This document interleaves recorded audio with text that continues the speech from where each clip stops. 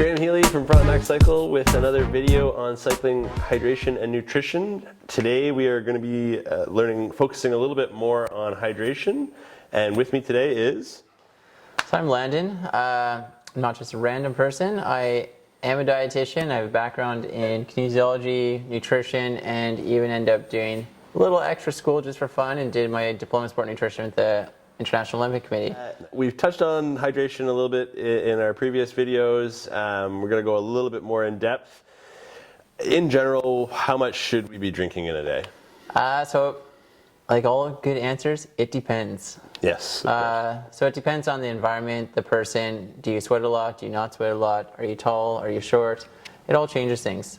So if you're looking at your pee and it looks like a dark stout or real dark amber, probably dehydrated and you probably need to drink a little bit more. If you just pounded a few Nalgene or a lot of water bottles and then you go every 15 minutes and maybe you're excited for the race, you're like, gotta hydrate, drink a lot, and then you realize you're at the outhouse every 10 minutes and you're just peeing clear fluid, you don't need to flush, yeah, you're probably a little overhydrate. So we want somewhere in between. So you just want like a pale yellow color. Okay, pale yellow. That's for your background hydration. Okay. But once you're biking, you're doing your activity, your sweat rate's going to change depending on the person, what you're doing, yeah, and intensity and everything else. I sweat a lot, yeah. You sweat a lot, okay. So the best way to do it is to figure out your sweat rate. So if you're training right now, are you training right now? As much as I tend to train, yes. Yeah, so you're enjoying to bike ride? Yes. So if you hop on a trainer in the wintertime, you can physically see that pool of sweat around your bike, and you should probably clean off your bike because it's probably going to corrode with all that. Absolutely, Yep. I will, yes. So if you're doing that, do you know how much you're sweating? Do you like take your mat and pool it and pour it into some beaker and measure it? No, I just clean it up with the rag, yeah. Yeah, most likely.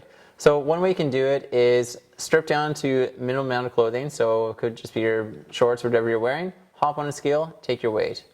Now when we're doing weight, we like to use kilograms. It's a lot easier. Can you guess why? It's divisible by 1,000? By tens, yeah? Sure, yeah. Nice even numbers. Easier to calculate. So if you have a Nalgene bottle or whatever Nalgene or other bottle, doesn't have to be Nalgene, 32 ounces or 1 liter, that's 1,000 mils, it equals 1 kilogram. So if you have your cycling bottles, they're usually around 750 mils or 500 mils, depending if they're small or large. It's easy to figure out how much you drank. So you're stripped down, you hop on your scale, you record your weight in kilograms, right? 86 kilograms. Now, you're probably not going to remember that later, so mark it down. Okay. All right, so hop on the bike, go for your ride, your train, whatever you're doing. Get off, what do you think you're going to do? Weigh myself again. Yep. And do you like math? I love it. Perfect. So you're going to take your initial weight and you're going to subtract your later weight and you're going to see the difference. Now, you would think that's how much you sweat, but when you're on your trainer or you're out biking outside, do you drink anything? Yes, definitely. So if you have 2 water bottle cages on your bike and you drink both of them, and they're the larger bottles, those are 750 mils. You just drank 1,500 mils or 1.5 kilograms of fluid. It might not be water, it could be something else. So we have to count for that. So let's say you started at 86, you said. You did a nice, hard, long session and it's super hot inside, no fan, pool of sweat. You hopped off the bike. You're now 84 kilograms. Yes. Did you drink both your water bottles? I did, yes. All right, so then you lost 2 kilograms, 86 minus 84 is 2. Okay, yeah. And then you drank 2 bottles that are 1,500 mils in total. Yeah. So now you just had 3,500 mils of sweat that you lost. Okay.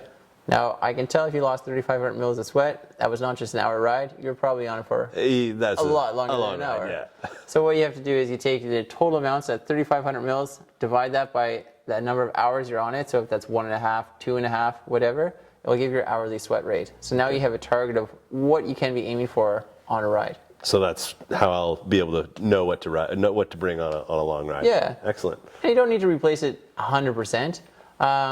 We want to replace most of it. So what we started looking at is we really start to lose our performance after we lose more than 2% in our body weight. So we have a little bit of buffer. You don't need to replace 100%, especially if you're doing a mountain bike race. You're not carrying a water bottle with you. Yeah. You're coming through a feed zone. It's going to be hard to replace everything fully. So we just want to replace most of it. Okay.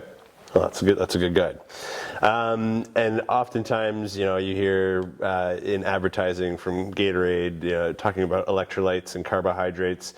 What is the importance of those two things in regards to hydration? Yeah, so it's important to stay hydrated. And then also when you're exercising, if you're going to be on your bike for less than an hour, you don't really need to replace your carbohydrates. If you're on for longer than an hour, and this is take it with a grain of salt, if you're an hour and 1 minute, probably okay to not have too much.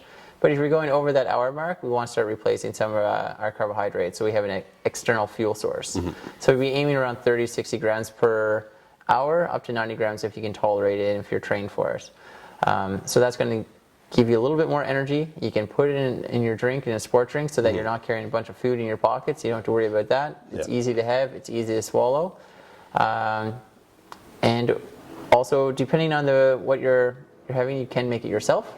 So you could just take some juice, dilute it, and add a pinch of salt, and we'll talk about salt in a second. Mm-hmm. Or you could use something like Gatorade that's easily available at a grocery store. Or you can get specialty products, and they're commercially made, and usually they're designed a little bit differently so that we tolerate them a little bit better. They have a little different flavor to them, and we absorb them different.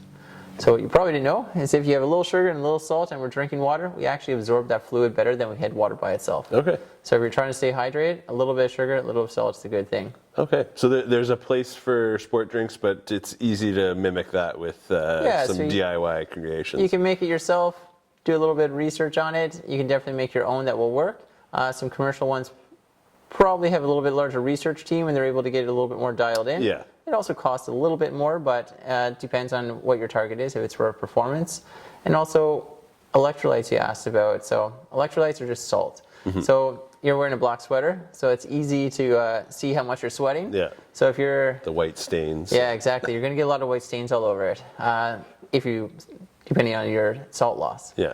So some people are really salty, some people are a little bit less, and we're going to want to replace it. So there's a range. So typically when I'm looking at a nutrition facts table, I would look at around 200 to 600 milligrams of sodium per liter.